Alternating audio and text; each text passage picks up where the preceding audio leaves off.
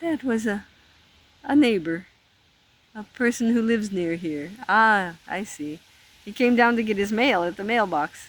Now he's hiking back to his house, no doubt. But I told him how I record things in the woods if I can.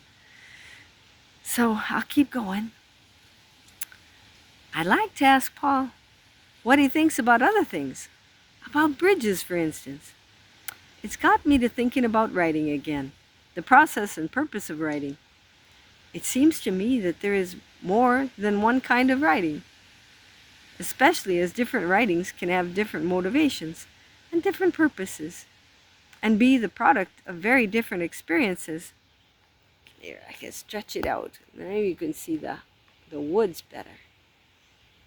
Writing as expression would differ from writing as sculpting, and writing to pour something out of your guts, whether happy or sad, would differ from writing to forge tools for someone to work with.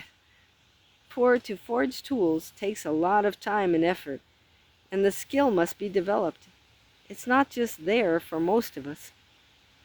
Yet teachers often approach writing as though they've been hired as the reader's advocate.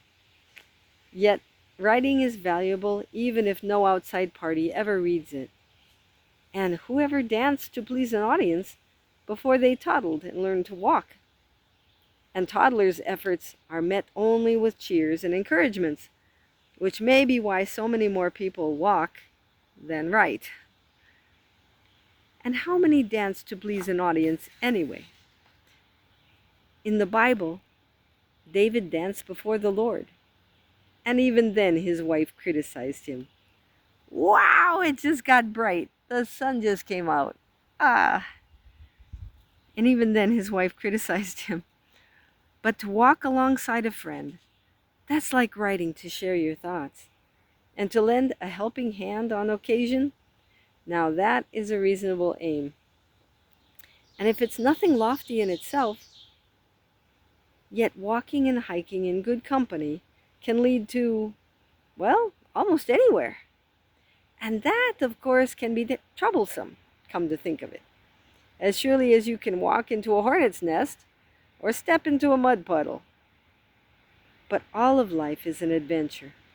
And what we make and choose in our lives does a lot to make up who we are. So we walk with eyes open, and so likewise we ought to write, not fearfully, but glad enough to avoid the potholes of fear and worry, and the muddy spots where our footing is less than sure.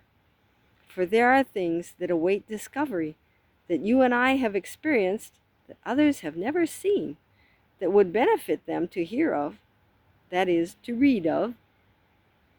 If only people could be allowed to toddle, to write uncorrectedly for a while, and not have to please an audience right off the bat.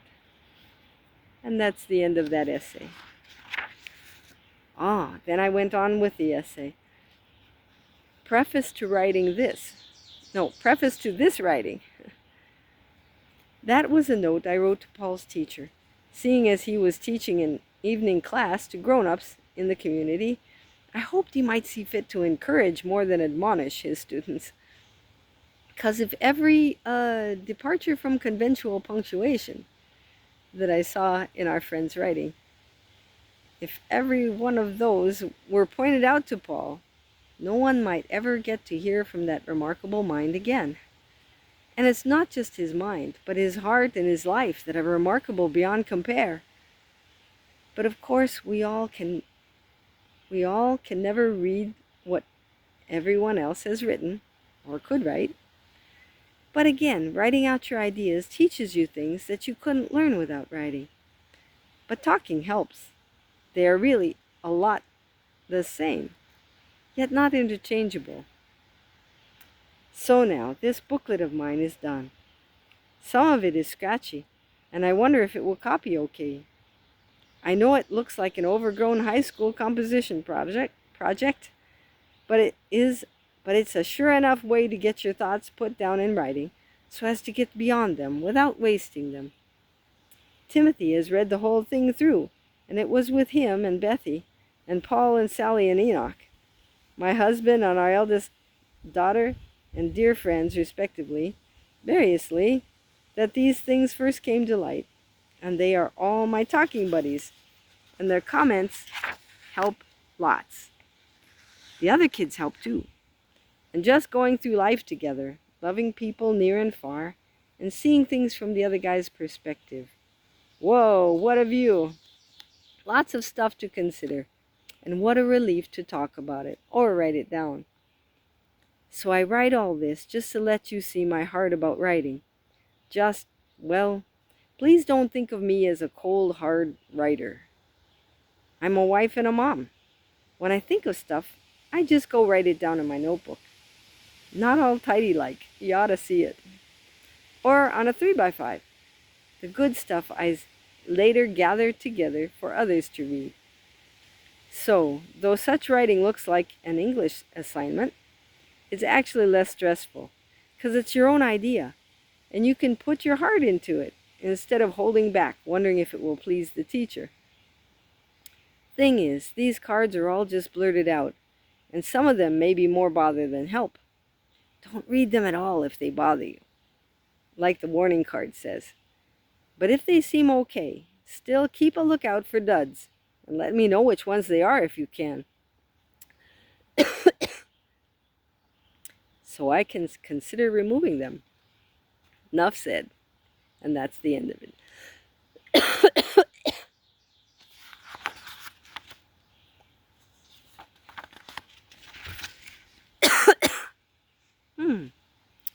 I'm going to stop this and have it's a tickle. Just a tiny tickle. And it makes my eyes water. That's how bad it is. I wonder, should I do it in clumps? It's almost 7 minutes. I'll leave it. Thank you. Bye.